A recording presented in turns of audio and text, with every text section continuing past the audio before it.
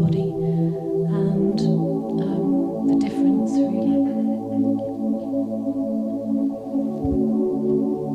Do I have to really explain the difference between the dead and the living? It's a big difference, isn't it? What would you like to be right now, living or dead? Living, isn't it? So, the values of living I don't have to sing. Very significant to be living, isn't it? Whether you're a master or no master, it is very significant to be living, isn't it? So, that significance continues in everything.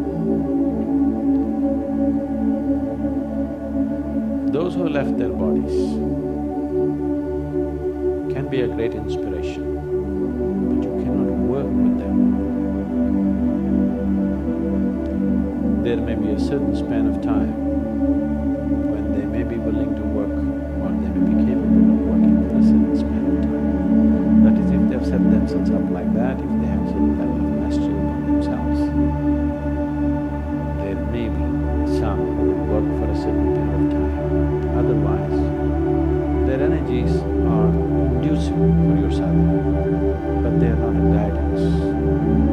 They are a good ambience, they are a good atmosphere, they are good soil for you to grow, but still they are not a guidance.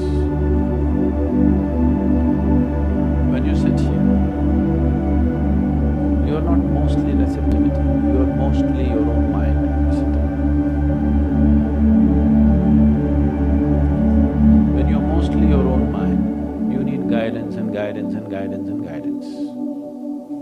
If you are all receptivity, you don't even need a master, I'm telling you. Because grace is all over. You don't need a master, you don't need a temple, you don't need a meditation, you don't need anything if you're all receptivity. That's a rare being. Right now, you're largely mind, moments of receptivity may be here and there, isn't it? When you're largely mind, you will do best with the living, not with the dead. If you're all receptivity, you would do well with the dead, and even without the dead, you would do great. Because grace is not in one place in the existence. There is no place in the existence where there's no grace. Maybe a few places are more conducive, that's different. But there is no place in the existence where there is no grace. It is just that, is it churning up intensely enough in a particular place for you to be receptive? Because your receptivity is at a certain level of insensitivity. Now you see, you sit here, you think this is just a garden. If you go into the temple, you will become like this. But some people go into Dhyanalinga temple and they look around, nothing is happening, just chit, chit, chit, water drops are falling. Nothing happening, what's happening here? Then we dunk them in cold water. Yeah. Then they go sit there and they'll begin to… something happened. There are some, even if you dunk them 3 times in the cold water, nothing happens, they go sit there and still look up and down. You take them there to Bhairavi, suddenly they are up. These are different types of energies. It is not that here it's any less, even here it is, but it is not in the same level of intensity that you can perceive. Wherever you are, it is there. There used to be boards, I don't know if they're still there, I would come and check. First when we came and opened the triangular block, which was the only thing. Actually, we had only one hut. And the first thing we built in the triangular block was one room and built the toilet block. Then I found people had toilet problems. Which toilet problem? Once happened, Shankar and Pillai went to the doctor and said, "Doctor, I have some serious toilet problems." The doctor asked, "What is the problem? You are not able to urinate? You're not able to pee?" "No, doctor, perfect, every day 6 o'clock in the morning, like clockwork it happens." So So you're not able… your bowels are not moving, what's happening? No doctor, it's perfect. Every day at 7 o'clock in the morning, like clockwork, always on the dot. The doctor thought about it, then what is the toilet problem you have? Said, but doctor, I always get up at 8 o'clock.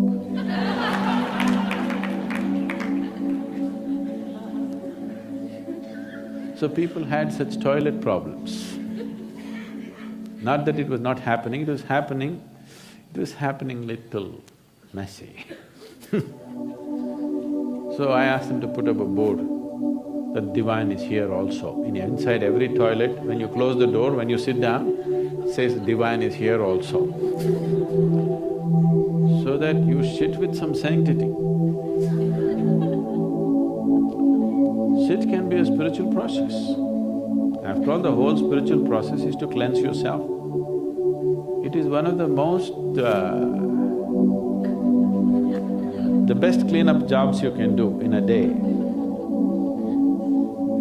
Yes?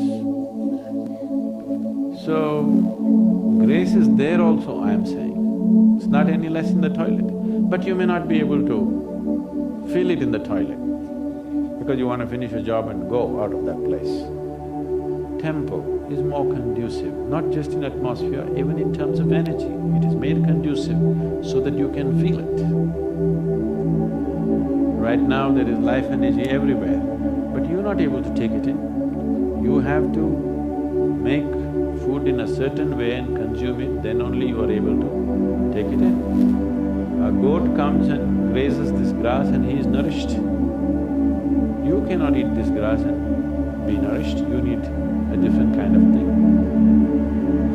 There are many insect forms, there are many other microorganisms where for them 90% of their life energy happens because of sunlight and air. No water, no food.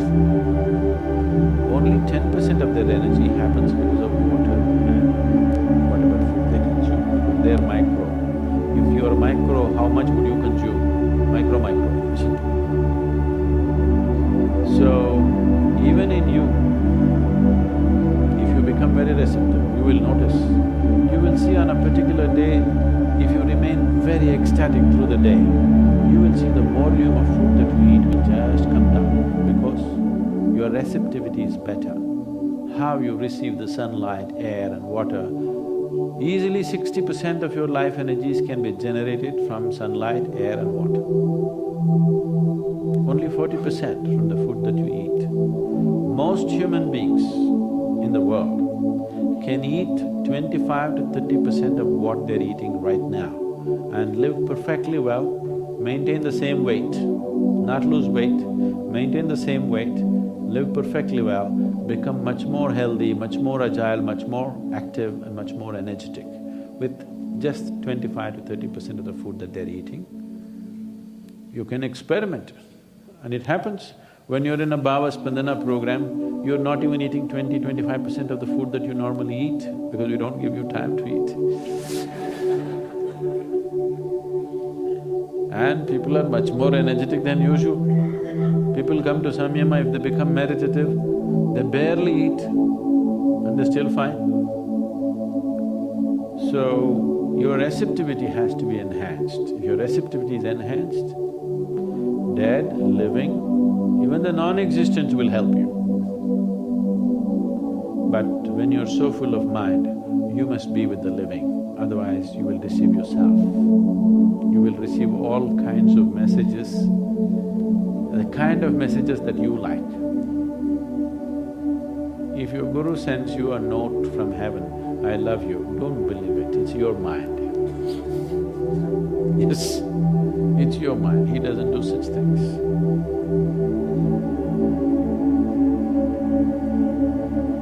It's economical to receive love letters from heaven because it doesn't cost any paper. It's ecologically very sensitive issue, paper. So it's a very eco-friendly love affair. It happened. A boy went to college. First day, he looked like this, on his left side was a beautiful girl.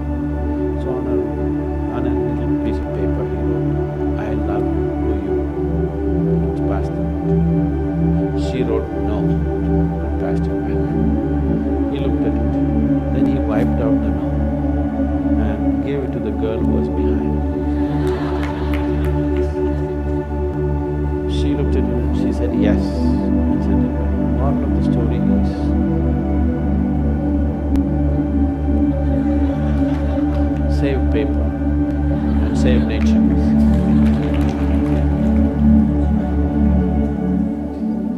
So, ecologically it's good, spiritually not good. So when you're so much mind, you need constant. You need another mind to fix you. If you are not mind, you are all receptivity, then the dead and even the non-existent would help. Even a rock would help you, I'm telling you. Anything. Just a blade of grass could be your guru. Yes, but that is if you're mindless. When you're so full of mind, no, you need another mind, cleverer than your mind, constantly fixing you.